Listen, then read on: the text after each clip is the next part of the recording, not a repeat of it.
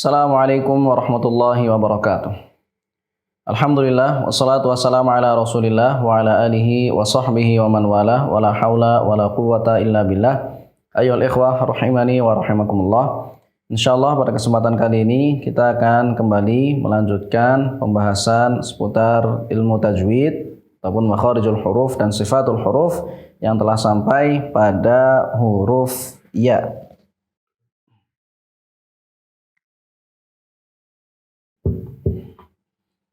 Nah, huruf ya sendiri nanti makhrajnya seperti dua huruf sebelumnya, yaitu jim dan shin, yaitu makhrajnya berada di tengah lidah. Ini di lidah bagian tengah. Nanti makhrajnya di sini mari kita sampaikan ada huruf jim, shin, dan yang terakhir adalah huruf ya.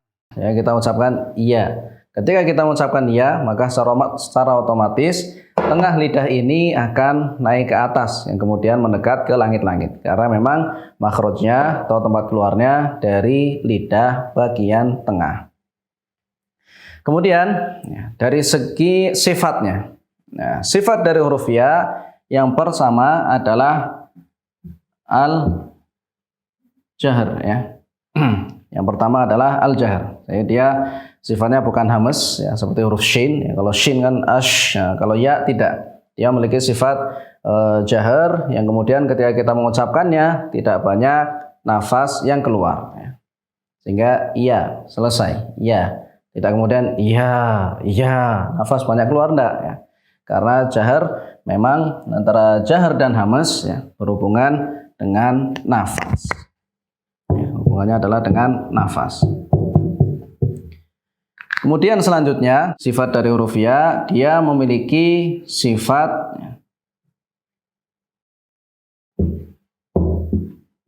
ya, sifatnya adalah rokhawah ya, sifatnya adalah rokhawah. Ya, sehingga dia nantinya kalau jahr dan hamas tadi hubungannya dengan nafas, sedangkan untuk rokhawah nanti hubungannya ialah dengan suara ya. Hubungannya atau berhubungan dekat dengan suara ya, suara yang mengalir. Ya, suara yang mengalir. Berbeda dengan huruf-huruf syiddah, maka suara tertahan, maka untuk huruf yang memiliki sifat rokhawah yaitu huruf ya, maka suara itu mengalir. Jadi kita ucapkan ya. Beda misalkan dengan huruf ja. Ja memiliki sifat syiddah meskipun makhrajnya sama dengan huruf ya. Tapi ja ketika kita ucapkan ja, tapi ya lebih luas ketika kita mengucapkannya. Ya, seperti itu. Kemudian sifat lain dari huruf ya, dia memiliki sifat istifal, kemudian memiliki sifat infitah. Nah, dua sifat ini nantinya yang bertanggung jawab atau membuat huruf ya nantinya diucapkan dengan tipis, ya, tarqiq ataupun tipis ya, tarqiq. Sehingga kita mengucapkannya iya, bukan yo ya, iya, karena dia punya sifat istifal, kemudian sifat selanjutnya adalah infitah. Kemudian selain memiliki sifat istifal dan infitah, maka huruf ya nantinya memiliki satu sifat lagi, yaitu yang dinamakan dengan sifat lin ya, sifat lin. Lin sendiri artinya adalah latif, al-lutf ya, maksudnya ringan. Kenapa demikian? Karena nantinya ketika huruf ya, ketika huruf ya sukun, ketika huruf ya ini sukun ya, misalkan pada lafaz alaihim ya, alaihim. Nah, ketika huruf ya ini sukun dan sebelumnya fathah, maka kita mengucapkannya mudah sekali. Alaihim. Nah, ini maksud dari sifat lin ini karena kita mengucapkannya dengan sangat mudah untuk huruf ya. Jadi ini sifat-sifat dari huruf ya. Yang pertama adalah jahr ya.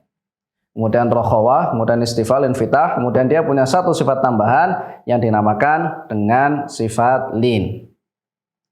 Kemudian teman-teman sekalian dirahmati oleh Allah Subhanahu wa taala, beberapa kesalahan yang mungkin kerap terjadi tatkala kita mengucapkan huruf ya.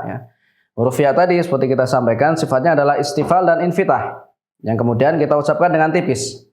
Nah, akan tetapi sebagian kadang ya ketika mengucapkan ya, entah mungkin karena terpengaruh dengan logatnya, bahasanya dan sebagainya, sehingga dia mengucapkannya dengan seperti agak mau tebal, ya, atau mungkin kayak agak medok mungkin ya. Sehingga misalkan qul ya ayyuha, qul ya, enggak, bukan ya, tapi qul ya ayyuhal kafirun. Nah, bukan qul ya ayyuha. Nah, ini kesalahan yang mungkin kerap terjadi tatkala mengucapkan huruf ya, terutama yang setelahnya adalah ada alif. Kemudian selanjutnya, kesalahan selanjutnya yang juga terkadang terjadi tatkala mengucapkan huruf ya yang sukun seperti ini, yang lin tadi ya. Huruf ya yang memiliki sifat lin, yang ketika dia sukun dan sebelumnya fathah.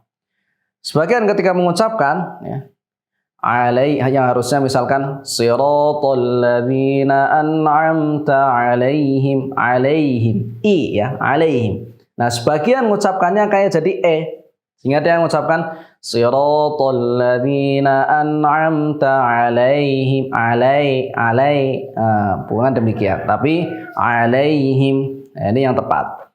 Kemudian juga terkadang ada yang mengucapkannya alaihim ini kayak sedikit lama, karena mungkin nadanya agak mendayu hingga kemudian diucapkannya agak lama, sehingga dia mengucapkan siratal ladzina an'amta alaihim. Nah, ini juga kesalahan, tidak demikian ya, tapi kita ucapkan alaihim seperti itu ya. Tidak perlu sampai alaihim dan sebagainya.